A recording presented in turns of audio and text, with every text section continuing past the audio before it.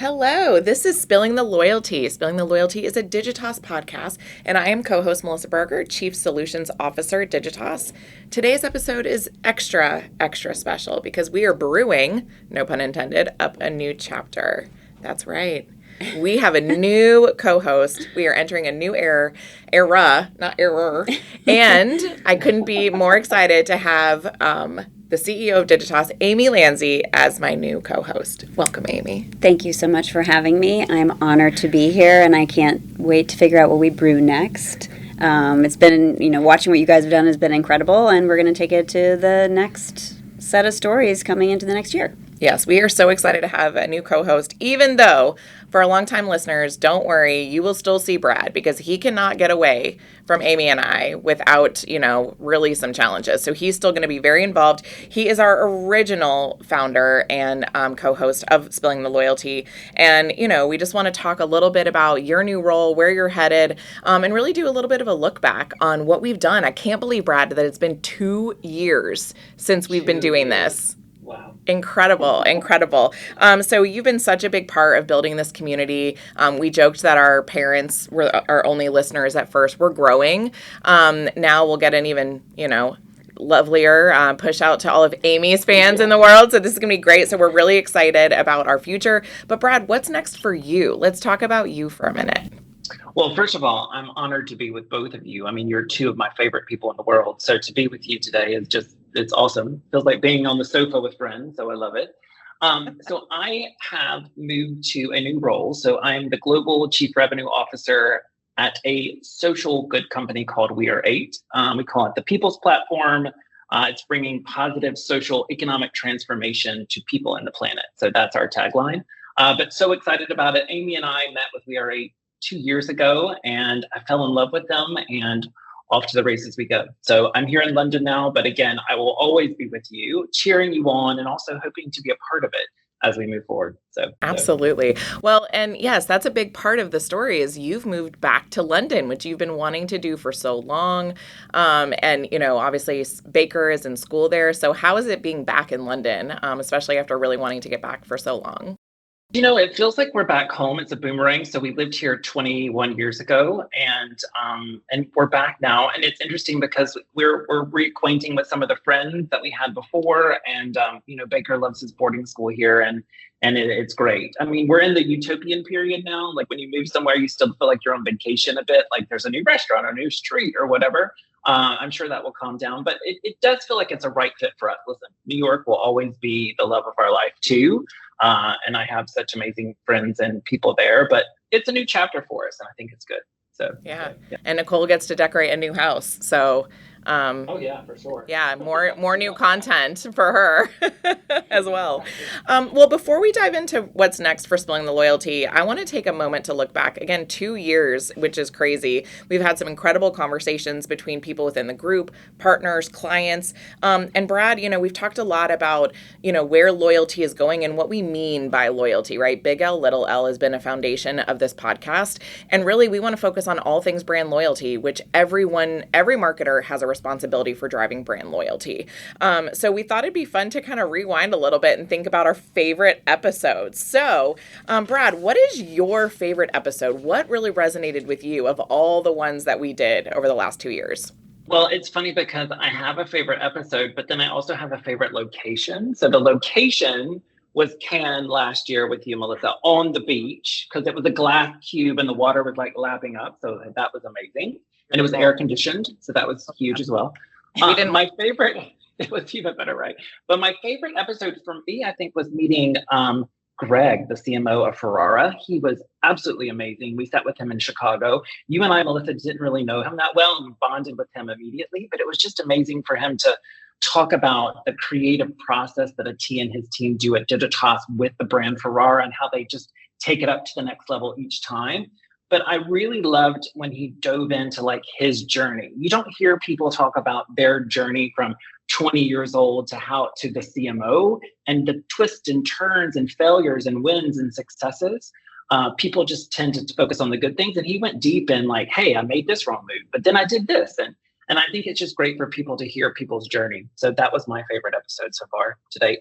except for any ones that you've been on, Amy. So those are also my favorite because it feels like we're sitting with friends. Yeah. Really quick on those two. So the Spotify one in the Spotify booth was incredible. Don't forget, we also got to hold the Olympic torch because That's right. That's right. for our podcast, they were doing one with an Olympian runner. And the woman said, would you guys like to hold it? And Brad and I looked at each other and said, yes, please. So that I got pictures. was and then he brought us candy, so that helped too. We got to taste some of the new products and all the innovation and how much they listen to consumers is really interesting. My sister loves nerd clusters because she would find the little tiny nerds in the kids' beds, in the couch, and now the clusters little, easier. So I think like that was such a great invention and really loved by everyone, all ages. Yeah, I love that. That was my favorite too, because he was talking about how Nerds Rope moved into Nerds Clusters. So I think that it was phenomenal. So I loved it. It's great. All right, Amy, what about you? What was your favorite? My favorite is when we got it kicked off, the three of us. I think part of it is it's like friends talking like we are now. I mean, that was sort of the thought on Spilling the LoyalTea, which we already do on camera and off. Yep. And really talking about what we were seeing in the space, big L, little l, and predicting the concept of convergence. Mm-hmm. Meaning we were seeing commerce and loyalty really combining. And, that was 2 years ago. And now that's really what everyone's talking about, supercharged by the power of AI. And so I think this is a really interesting, it was a fun time, but also looking back, it's like, yep, we were right. If you were going to look back at your predictions, that we would see that consumers are moving fast, and they want to feel like you know them like their best friend. And then you'll buy one thing and then keep buying from them. And so I think we're seeing that play out in the market. And especially as we get ready for Cannes, I think we'll see a lot of that conversation on the beach. Yeah. And I still use that Forrester research we commissioned. It is still, to your point, even 2 years later, it is still extremely relevant. Those stats are fantastic. And I think for clients, they're finally realizing the importance. Yes. And what was really interesting in that research to me was the organizational design that hinders the ability to think about keeping up with the what I call like to love to loyalty paradigm for consumers. Yep. And when you're working with organizations that haven't figured out how to really collapse themselves around what we call the fluid funnel, they are now sort of, there's this break. And then you have different tech partners that also make that even more profound, which is just like we were seeing in commerce 2 years ago. Yeah. So I think the research was great in terms of where consumers are going, but also to guide our clients on what they need to do to really try to be customer centric. And that means get rid of your own silos. Yep. Yeah, exactly. And Amy, I used like to love to loyalty yesterday in a meeting, and then I attributed it to you. I was like, go follow Amy. But yeah. It's relevant today, and we talked about that 3 years ago. So, yeah. Absolutely. So, yeah. Well, a brand that's near and dear to my heart, my favorite was meeting with Deanna from McDonald's and talking about launching their loyalty program. Such a huge brand that for a long time only had a McCafe rewards program, which is fascinating. And bringing my McDonald's rewards online and all that went into that was really interesting, all the testing, best practices. And I think, I love that she's willing to talk about some of the challenges they had. And, in a franchise model like they're in, it's really challenging and global when you think about global teams, local teams, and then all the way down to the owners and operators. There's a lot of business case development that has to be done. So talking to Deanna, she's still a close friend of mine, and I'm excited that we got to talk through that. It's really interesting to hear from a brand that big, how they went about it, and then how they continue to iterate and grow it on an annual basis. I think they're one of the best in the world at intersecting culture with loyalty. So really excited to see what McDonald's continues to do. So wasn't Deanna our first client as well? She was our first client. Oh, that's she right. was our first client. It was a special one for us. It was, and it's such a small world since I knew her. She was my client at another agency 10 years ago. So we've known each other a really long time, and it was so nice to kind of get reacquainted with her in that way. All right, so let's talk about, as we move into looking forward, one hot take from everyone. What is your prediction on the future of loyalty for this year? We have about 6 months left. We've seen a lot of evolution. Amy, what is your hot take on where we're going? I think it's a continuation of this like to love to loyalty move. I think it's going to move faster with storytelling being, instead of commerce, the first transaction being the recruitment mechanism, I think storytelling and real stories will be the new recruitment mechanism. I think consumers already are feeling it with so much AI stuff. I see it through my 11-year-old that when he sees an ad that's made and it says made by AI, he's like, ugh. So I think it's really interesting that he wants real things. And, when you see brands like Lego, Mattel, Real Play, Real Time, that now we think about authentic stories and how those stories make you really fall in love with a brand, origin stories about brands. And then you suddenly want to spend more time with that brand. And I think that's an interesting move, especially when it's supercharged by the power of AI and how we're starting to have our agents work within the Salesforce environment and how we're working together to make it just perfect for Brad or Melissa. I think that's a fun thing that we'll see a lot of. And I'm hopeful. We want more stories. We want more real things versus just content that doesn't really have any emotional connection. Yeah. And Brad, what do you think? I feel like in your new role in, social for good, right? What are you seeing and thinking about as you're kind of helping to expand and grow We Are 8? Interesting about what Amy just said is it's exactly the point that we're doing at We Are 8. So part of it is that our ads you opt in to watch. It's not in your feed all the time. You choose to watch it when you want. You also get paid, so that's distributing money back to people, right? Storytelling is back 100%. We have a line of people who are saying, I'm so excited that you have to watch 30 seconds of something and have a nice arc and storytelling ability, right? We were with Lego in Copenhagen last week, and that was one of the things that they were saying is like, we're so excited to have a space that we don't just show a logo and say, buy this now. BMW was with us, and we did a thing with BBC and BMW where basically you're inside of a car and you're going through nature and you're just hearing the sounds of birds and those kinds of things while you're inside of this brand new BMW. And that storytelling, again, that brings back loyalty in a different way. So Amy, you're spot on even what we're seeing outside of the agency space now too. So. Yeah, I think we've talked a lot about kind of like the evolution of loyalty. Brad, you and I talked about this, right? 1.0 was really about transactional, butts and seats, earn, burn.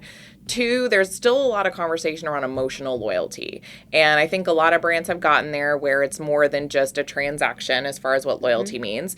I'll give a shout out to Haley Clark Braverman on the team who wrote an article around 3.0 really being on kind of shared experiences and really identity loyalty. So really making a consumer feel like they're a part of the experience and they feel that way. And that makes you more dedicated to a brand. So we've talked a lot about kind of co-creation, the importance of to keep attention, going back to storytelling, you need to be able to actually like bring people in and make them feel like they're a part of it. So again, we have a few brands who do a great job of this. And I think McDonald's is one of them, as we talked about before, and they're really hot on making sure that their consumers and, everyone is really feeling like they're a part of the next best thing that's happening at McDonald's.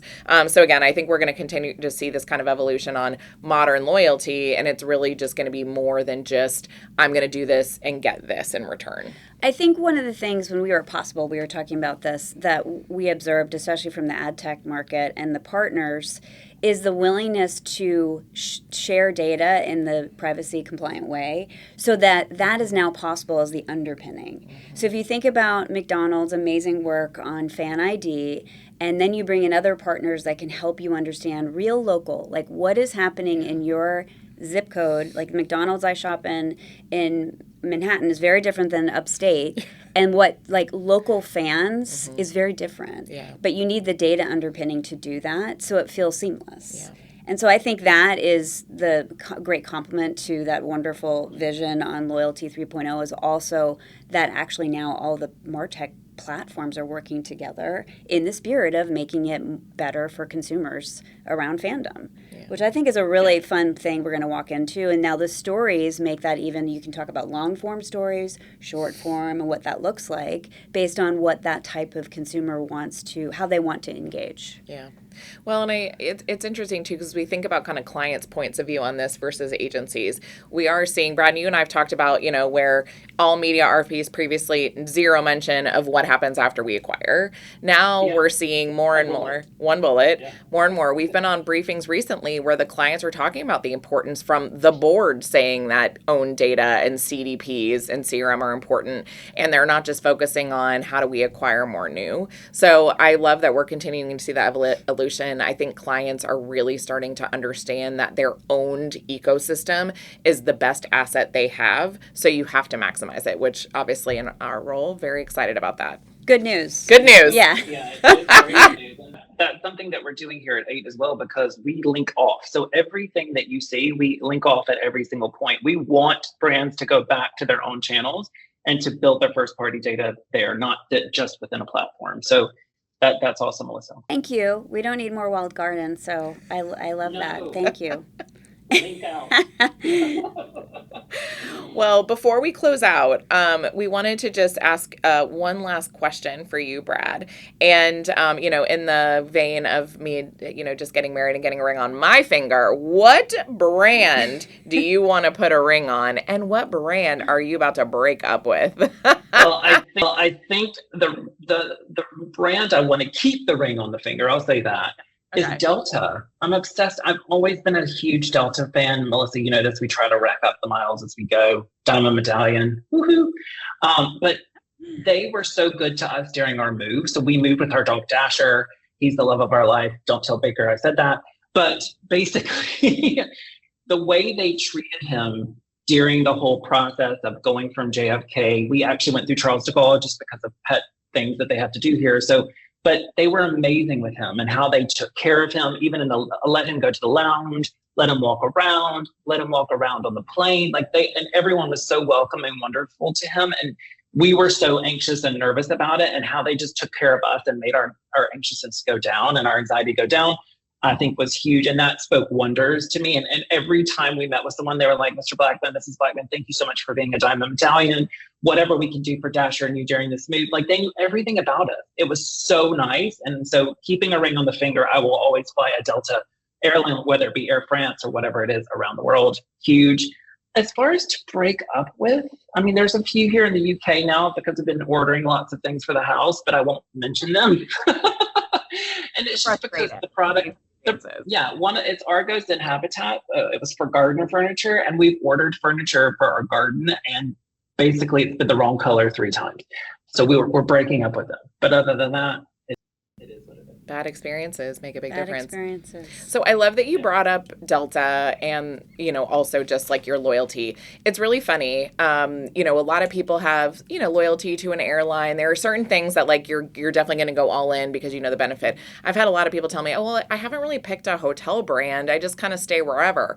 Well, Brad knows this, and you now know because you saw the Marriott say hello to me as soon as I walked through the door yesterday.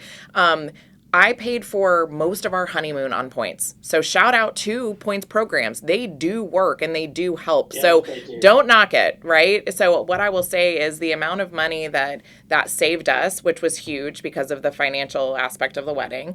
And I'm a, Platinum Elite member. So I still, again, when we get to the hotels, was treated very well. So just a reminder for everyone, I would pick a brand and stick with it because it really does have a great benefit. I know we were talking about Marriott. I'm a huge Marriott fan. And interestingly, my dad, who traveled globally for Exxon, was also a huge Marriott fan. And we still have, he passed 3 or 4 years ago, we still have his points. And it's like this incredible, talk about legacy, to love to loyalty, that he would have said the same thing all of our vacations. He would always say, this is paid for by Marriott because he earned it. And I did the same thing in Costa Rica. And it's kind of amazing. And I will say I might have helped Melissa check into the hotel that's right around here. And I mean, she is definitely a VIP.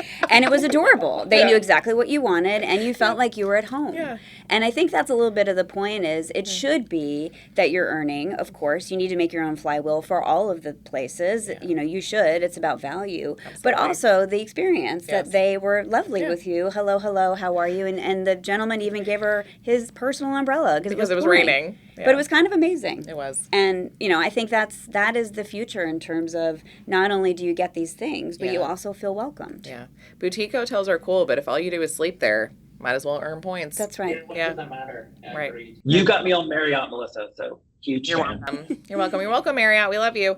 All right. Well, that is a wrap on this very special episode of Spilling the Loyalty. Brad, thank you for being the voice that helped launch this. Thank you for accepting my I don't want to be a guest. I want to be your co-host when you brought this to me. And I'm just so lucky to have you as a friend, a colleague, and we can't wait to come to London to visit you. Well, please do any day. And also, Amy, this podcast was your idea. We sat in a room and you said, Brad, we should do a podcast. I said, oh, what about Spilling Loyalty? You said, oh, that's great. Go. I went to Melissa. Melissa was like, I'm not going to be your first guest. I'm going to co-host it. And that's what started this. So the fact that it's you two carrying this on, I couldn't be more thrilled. You're my two favorite people in the world, and it's going to go gangbusters. I'm so excited. And same for you. No one better to be driving the people platform. You have the biggest heart, and we need this in the market. We need more things that are socially oriented that my daughter feels good about spending time on. So thank you for doing it. Oh, absolutely. I'm excited. So off to the races we both go. Yes. Well, and you know, we know chemistry on podcasts is so important, so I'm lucky to have Amy joining me. To our listeners, if you've been with us from day one, thank you, or just join the party. We want to make sure that you are able to listen to all the great content. More episodes are coming. We have a bunch of really great ones coming up. And make sure you subscribe, because we are taking Spilling the Loyalty into that next era. We hope you enjoyed the show. Follow us on Spotify, and make sure you turn on your notifications so you don't miss anything from Spilling the Loyalty. Thank you.